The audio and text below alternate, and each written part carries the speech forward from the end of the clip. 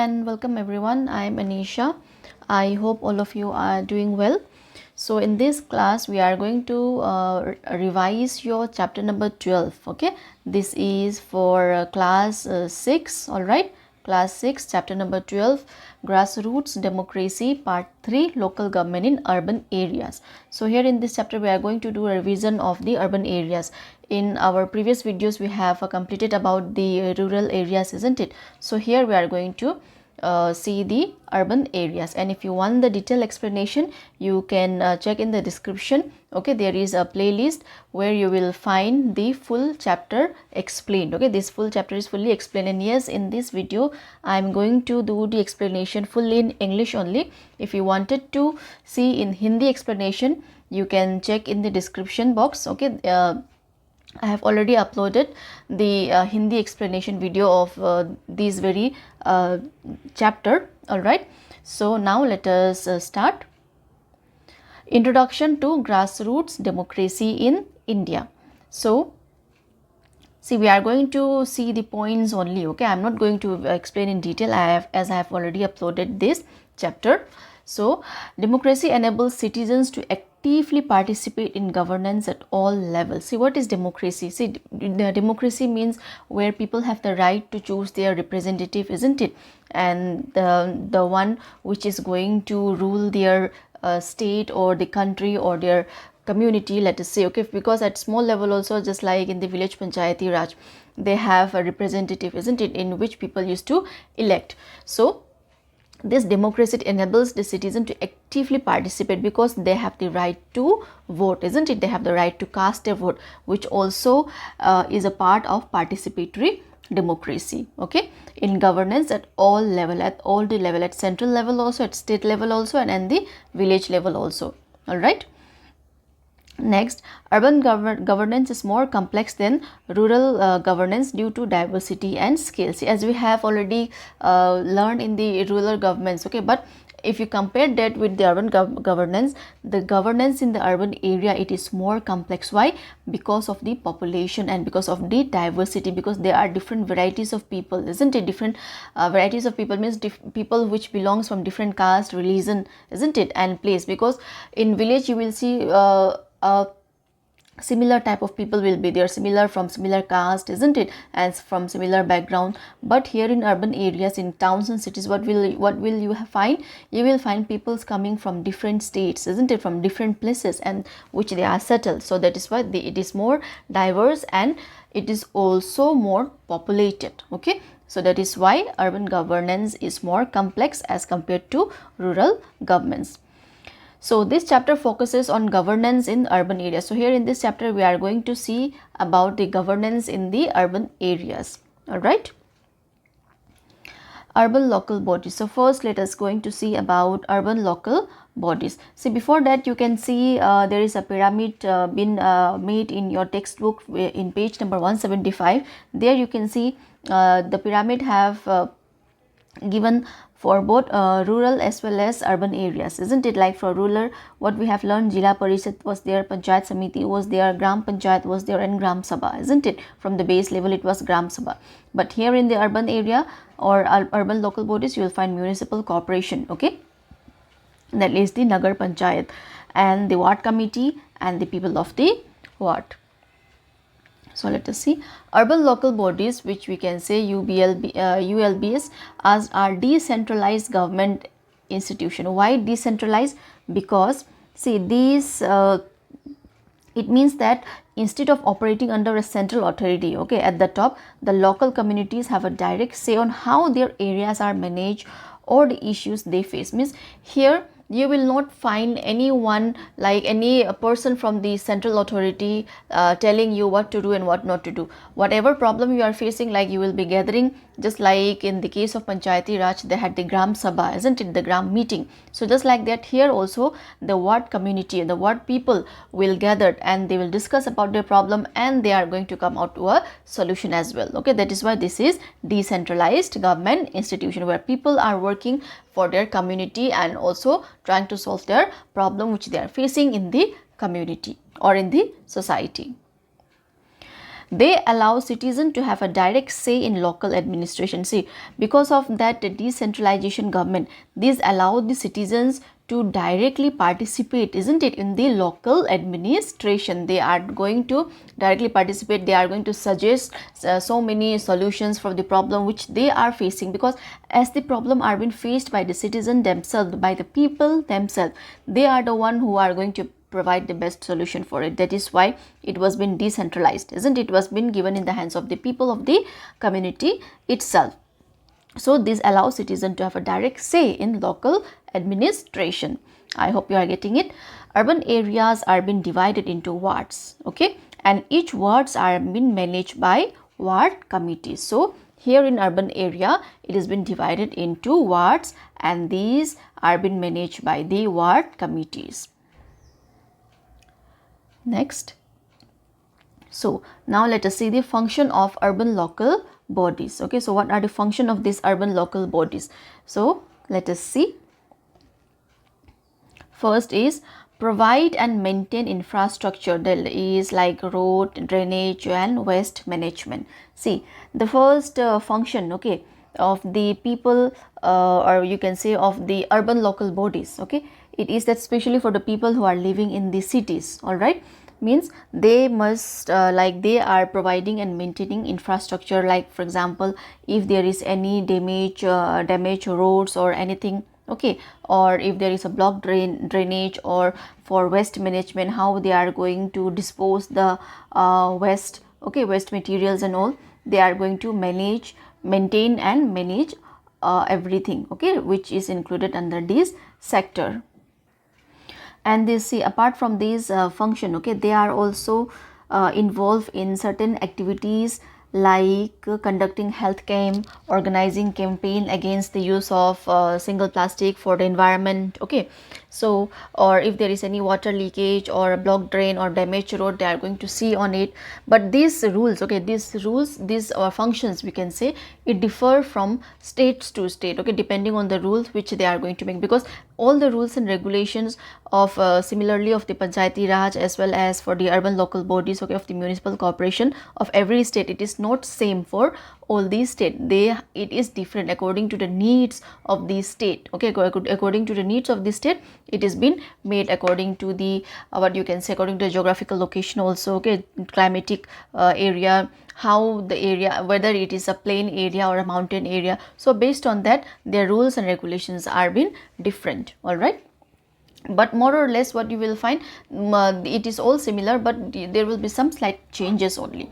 So there are certain functions for which these urban local bodies are responsible, like for example maintaining infrastructure, which I have covered here in the first point, isn't it?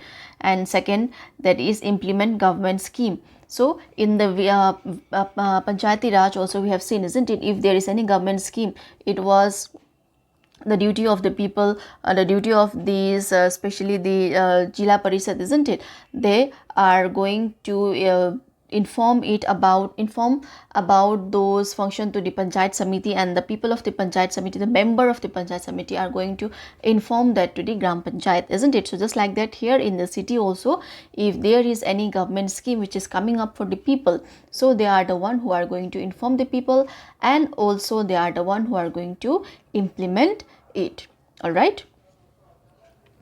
Next, let us see, collect local taxes and fines. And their third function is they are collecting local tax and fine, because in order to maintain road, in order to maintain the infrastructure, in order to maintain the society, so they all need money. Yes, there are funds which are being allocated to them by the state, okay, and by the central government, but apart from that also they are going to use the money which they have collected from local taxes and fine, all right, fines.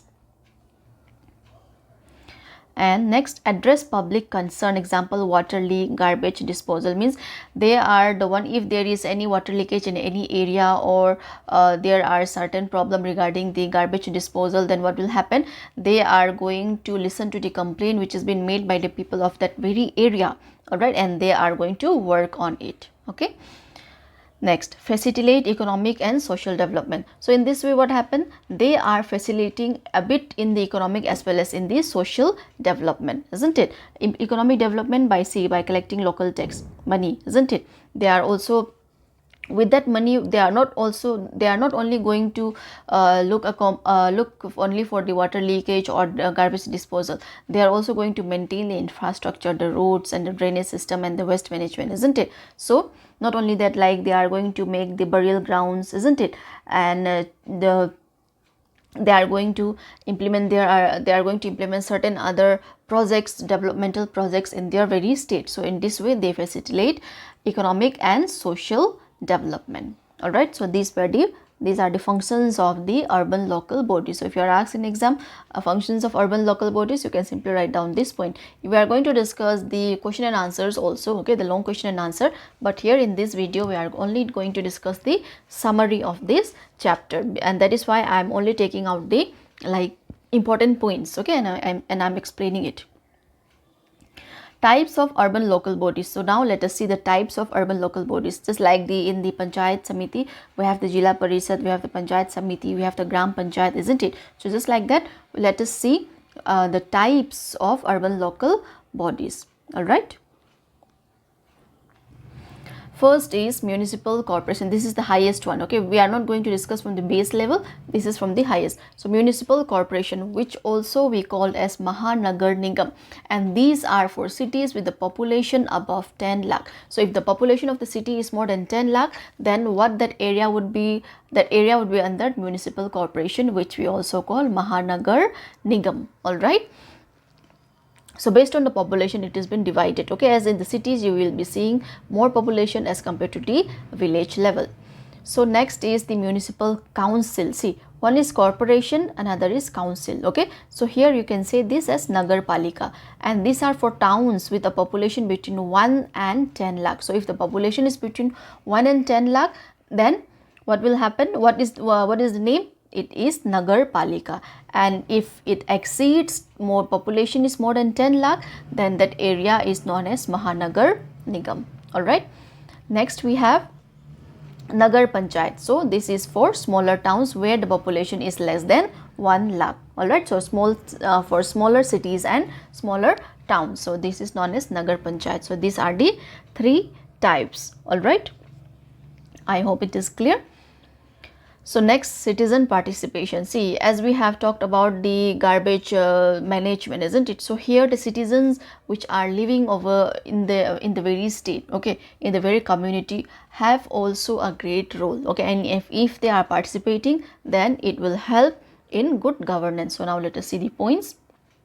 Active involvement of citizens improve efficiency. Yes, if the citizens are actively involving in whatever development projects or anything, okay, it is been going on, if they are aware about it, and if they are cooperating, and if they are doing certain duties which they should be doing it, okay, then it increase the efficiency of the what we say, it improves the efficiency of the governance of that very area.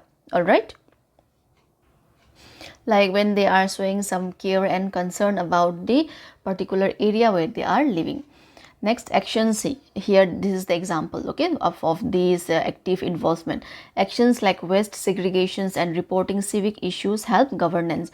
Like in case of waste segregation, see, we have kitchen waste, it is kitchen waste as well as the dry waste, isn't it? So if you are going to segregate it properly before disposing it, it will help the other garbage collection person to segregate the waste and dispose it properly. All right. So, and also reporting certain civic issues immediately. This helps in governance, good governance, we can say.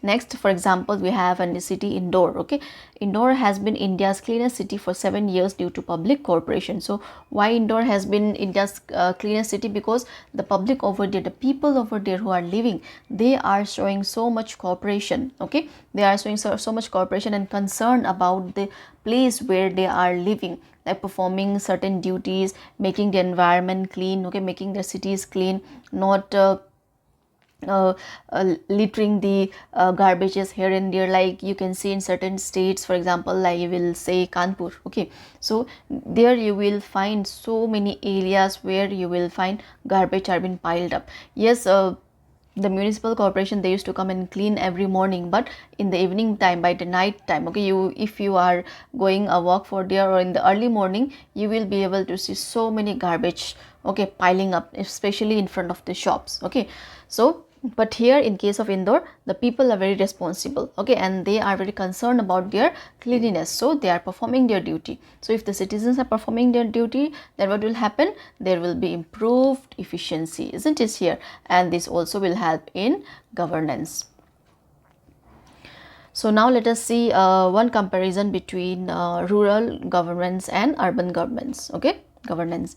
So let us see, first we will see similarities, that is both have elected representatives. See, both the leaders are being elected, means the people are casting their vote and choosing the representatives, choosing their leaders, isn't it? And function based on local participation. So the function are based on the local participation, means the people who which are living in that community are the one who are also going to participate in the administration as well, isn't it? Are also the members of the ward committees as well. All right. Next, differences. What differences we have? Urban governance is more structured and deal with more complex issues than rural panchayati raj. Why? Because in urban governments you will find people from different castes, different places, isn't it? As well as there is more population, 10 we can say 10 times more population as compared to panchayati raj level, isn't it, as compared to the village level. So this is the similarities and the difference between the urban governance and the rural governance. All right. So now let us come to the conclusion of this chapter of our revision.